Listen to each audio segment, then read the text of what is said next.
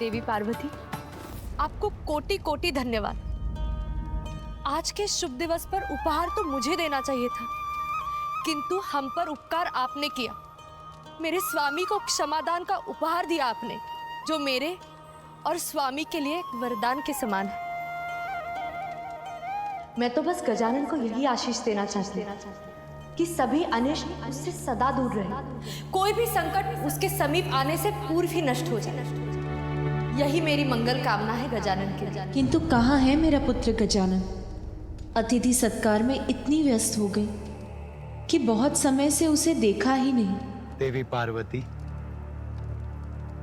कोई और भी है जो आपसे भयभीत? कौन भयभीत है मुझसे भ्राता श्रीहरि? वहां देखिए।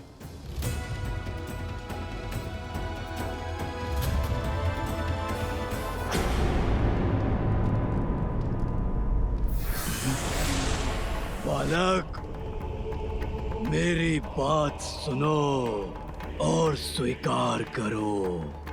अब तन और मन दोनों से तुम मेरे नियंत्रण में हो। बालक, चलो मेरे साथ चलो बालक।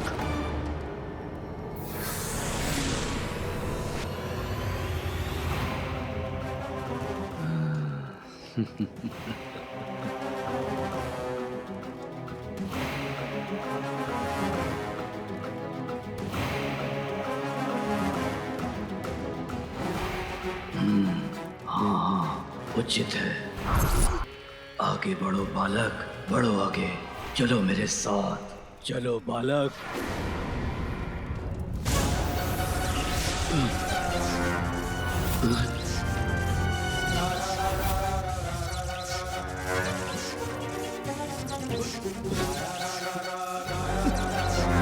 अरे, ये कौन सी शक्ति ने मुझे जड़ कर दिया है? तनिक भी नहीं हिल पा रहा हूं मैं। और शक्ति लगाकर देखता हूं। कौन है भयभीत मुझसे भ्राता श्रीहरि?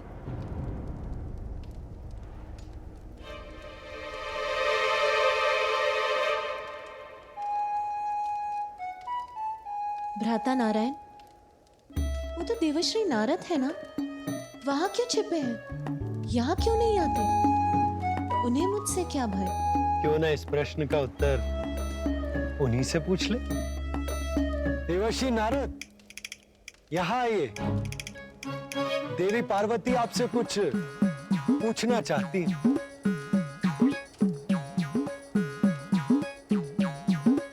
प्रभु नारायण, कहाँ फंसा दिया आपने मुझे? यदि सत्य जानकर माता पार्वती को क्रोध आ गया तो मैं क्या करूंगा? देवश्री नारद ने तो मेरे प्रति कोई अपराध नहीं किया, फिर वो मेरे समक्ष आने में क्यों भय कर रहे हैं?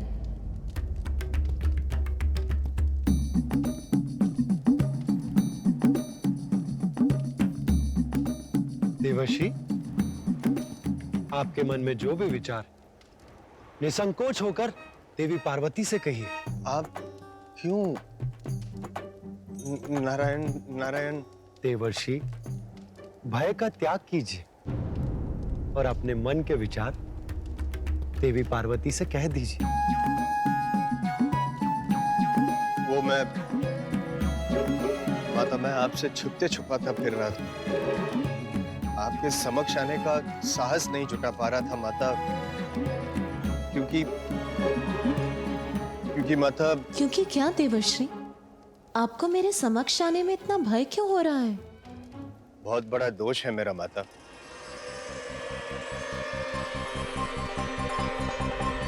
अधिक समय तक देखने का कौन दे रहा है सुझाव? क्षण भर के लिए देख लीजिए, यही है नारद का भाव। क्षणिक देख के घुमा लीजिएगा अपनी दृष्टि, इसमें कहाँ घूमने वाली है सृष्टि।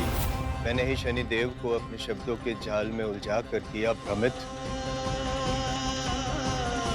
और कैलाश आकर आपके पुत्र का मुख देखने के लिए किया प्रेरित।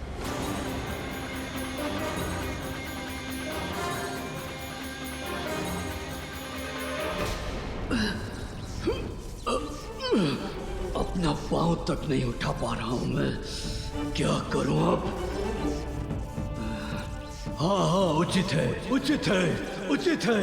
ये तो स्वर मेरा था, किंतु मैंने तो कुछ कहा भी नहीं। तो मेरे स्वर में मेरे शब्द, मेरे मस्तिष्क में कौन दौड़ा रहा है? कौन बुन रहा है ये माया जाल? उचित है, सर्वथा उचित है। सुनो मेरी बात। ये किस अदृश्य शक्ति ने घेरा है मुझे, जिससे मैं अपनी संपूर्ण शक्ति लगाकर भी भेद नहीं पा रहा हूँ? जिसने मुझे यहाँ जड़ बनाकर अपने ही शब्दों की गूंज को सुनने के लिए विवश कर रखा है।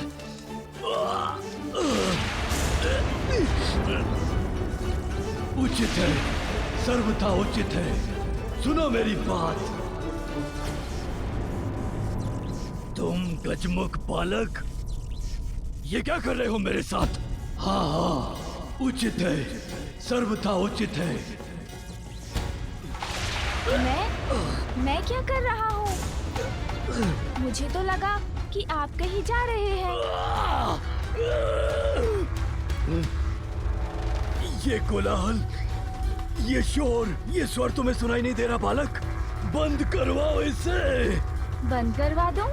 ये सब हमारे अतिथि हैं, और अतिथि तो देवता समान होते हैं। और जब देवता ही अतिथि हैं, उनका तो और भी आदर करना चाहिए ना। तो मैं उन्हें वार्तालाप करने से और हंसने से कैसे रोक सकता हूँ?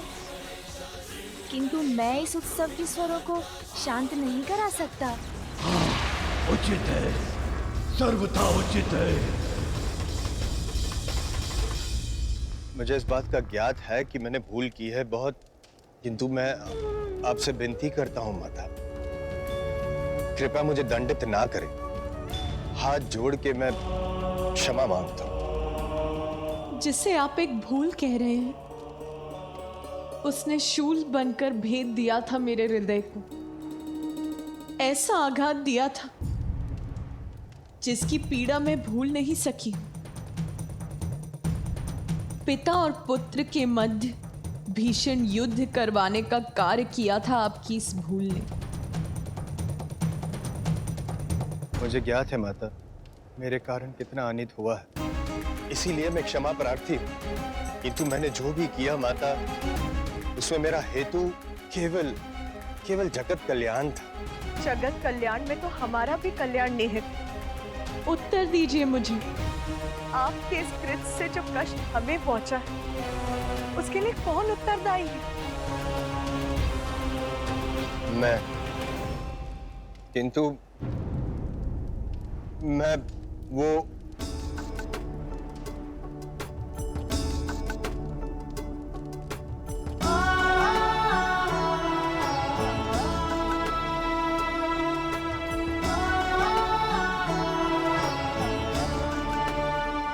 किंतु अंत भला तो सब भला। आज के इस आनंद उत्सव में मैं आपको दंड नहीं दूंगी देवश्री। आप भय मुक्त हो जाएंगे। नारायण नारायण।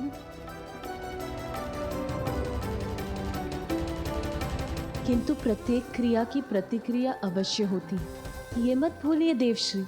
व्यक्ति का कोई भी कर्म, उसकी कोई भी भूल नियति कभी नहीं भूलती। अपने कर्मों का परिणाम तो सभी को भुगतना होता है देवश्री। आपकी इस भूल के कारण एक समय ऐसा आएगा जब आप भी अपने पिता ब्रह्मदेव का विरोध करेंगे। और अपने पिता के विरोध जाना आपके लिए शुभ नहीं होगा देवश्री। मैं आपको दंडित नहीं करूंगी। किंतु नियति न्याय अवश्य करती है, और ये नियति का न्याय होगा। हे माता, कृपया बताएं मुझे कि क्या होगा, कैसे होगा। यदि आप मुझे इस बात का संकेत दे देती तो मैं सावधान हो जाता माता। नियति का न्याय निर्धारित होता है, इतना तो जानते हैं ना आप देवश्री। जो भी होगा भयंकर होगा, किंतु वो आपके समक्ष समय आने पर ही आएगा।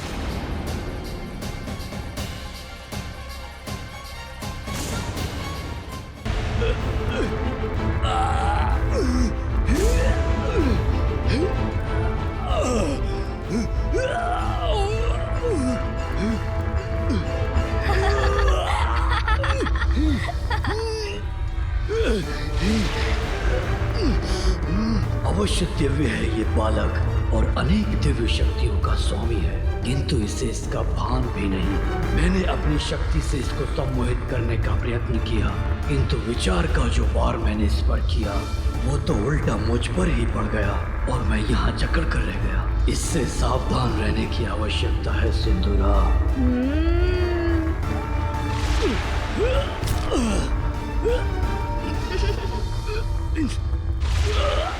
मुझ पर दया करो। अरे ये आप क्या कर रहे हैं? देखिए ये क्रीड़ा मुझे नहीं भा रही है। आप गिर क्यों गए मेरे समक्ष? ऐसा क्यों कह रहे हैं जैसे मैंने आपको कुछ किया हो? मैंने तो कुछ भी नहीं किया, आप ही गिर गए यहाँ और ऐसे चित्कार कर रहे हैं।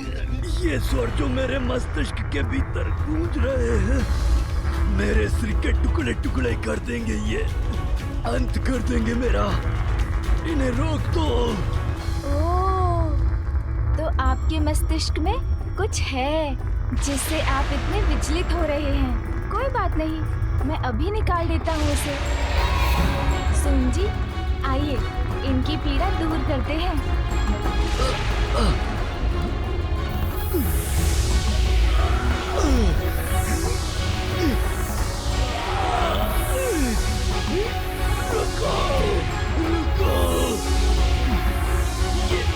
ये क्या हो रहा है मेरे साथ? मैं वाष्प बनकर वायु में विलीन क्यों हो रहा हूँ? अरे सोन जी के ऊपर ये मक्खी कहाँ से आ गई?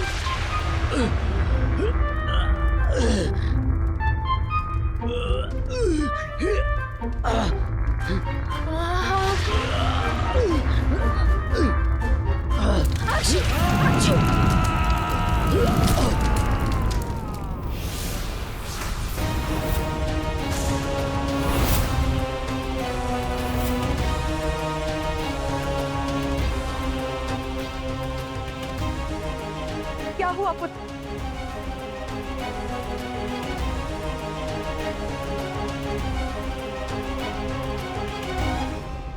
तुम कुशल तो हो ना? माँ वो मुझे क्षमा। तुम्हें क्या क्या हुआ था पुत्र तुम्हें?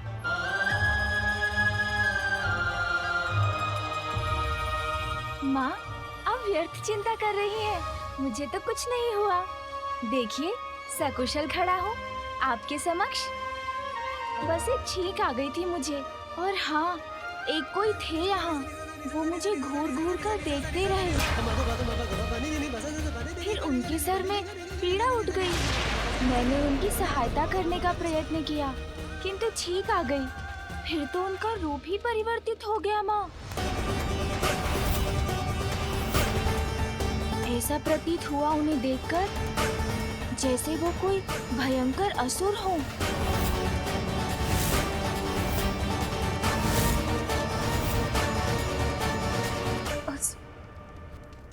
यहाँ कैलाश में? गौरी, क्या हुआ? गजानन कुशल तो है?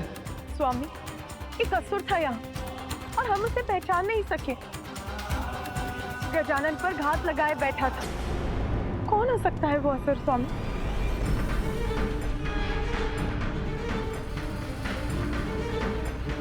असुर और यहाँ कैलाश में असंभव। ये मात्र इस बालक की कल्पना से अधिक और कुछ भी नहीं है। देवी पार्वती, आप चिंता मत कीजिए। वो जो भी था अब चला गया है, और अच्छी बात तो ये है कि वो गजानन का कोई भी अनिष्ट नहीं कर सका। महादेव, कदाचित तब तक कैलाश की सुरक्षा और सुदृढ़ करने की आवश्यकता है जब तक गजानन थोड़ा बड़ा नहीं हो जाता।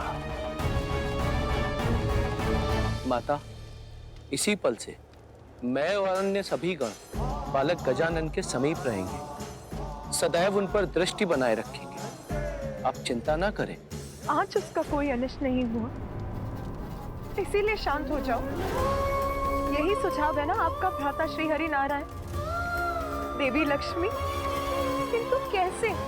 सभी संकटों से संतान की रक्षा करना तो एक माँ का कर्तव्य होता है। संकट मुख खोले खड़ा, तो मैं उससे मुख कैसे मोड़ लूं? मेरे पुत्र का कोई अहित हो उसकी प्रतीक्षा नहीं करूंगी मैं, क्योंकि तब कुछ करने का भी क्या लाभ होगा। शांत नहीं रहूंगी मैं। ब्रह्मदेव, देवाधिदेव महादेव का निवास कैलाश है। संपूर्ण ब्रह्मांड में सर्वाधिक सुरक्षित। यहाँ सुरक्षा में कोई कमी नहीं। कमी है तो कहीं ना कहीं प्रारब्ध में, जिसके कारण चंद से ही मेरे पुत्र के जीवन पर कोई ना कोई संकट छाता रहा। सुनिए सब, जब तक मैं अपने पुत्र गजानन की सुरक्षा के प्रति निश्चिंत नहीं हो जाती, मैं अपनी चिंता नहीं त्यागती।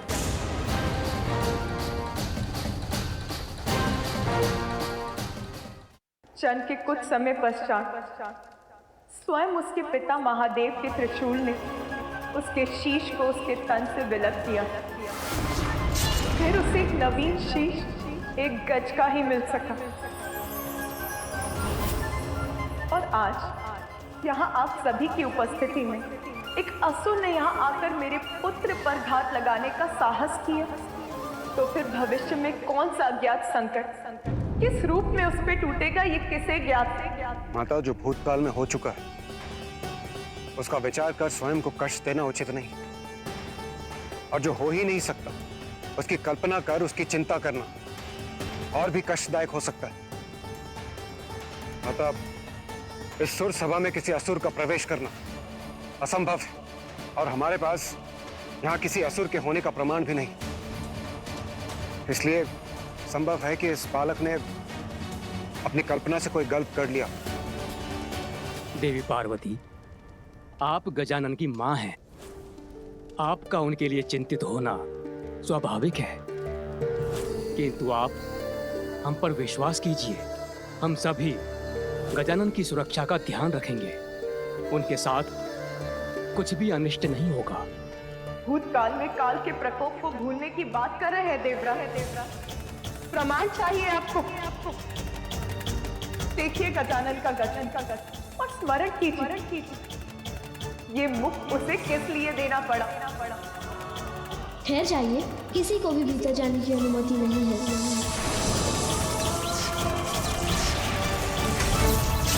कि उसके प्रारब्ध का ही प्रमाण और प्रमाण चाहते हैं आप,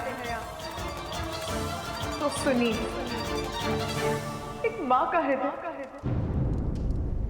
अपनी संतान पर आए छोटे से छोटे संकट को भी भाप लेता है। तेरी आशंका निराधार नहीं। मैं उसकी सुरक्षा के प्रति अस्वस्थ नहीं हूँ ब्रह्मदेव। हमें उसकी सुरक्षा के प्रति कुछ और करना ही होगा। देवी पार्वती, तो फिर आप क्या चाहती हैं? ये स्पष्ट कीजिए। मैं चाहती हूँ कि आप श्री हरि नारायण और महादेव मेरे पुत्र का प्रारब्ध परिवर्तित कर दें, उसे देवत्र प्रदान करें।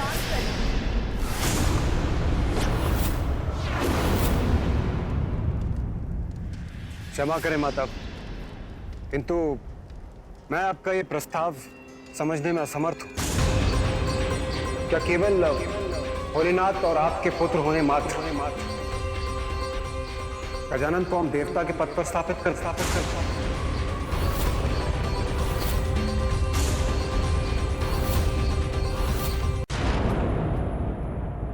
माता है आप, और माता का हृदय तो अत्यंत विशाल होता है, अपनी संतान की अनेक भूलों को भी क्षमा कर देता है।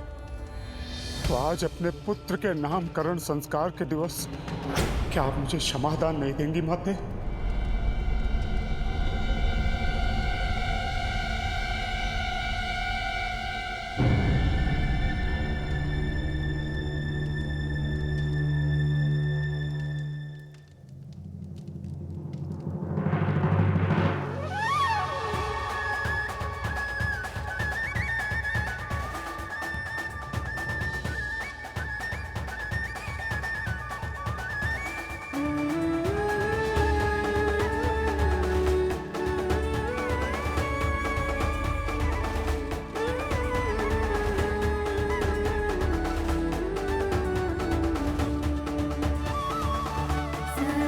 आज के शुभ अवसर पर मैं किसी को निराश कैसे कर सकती हूँ?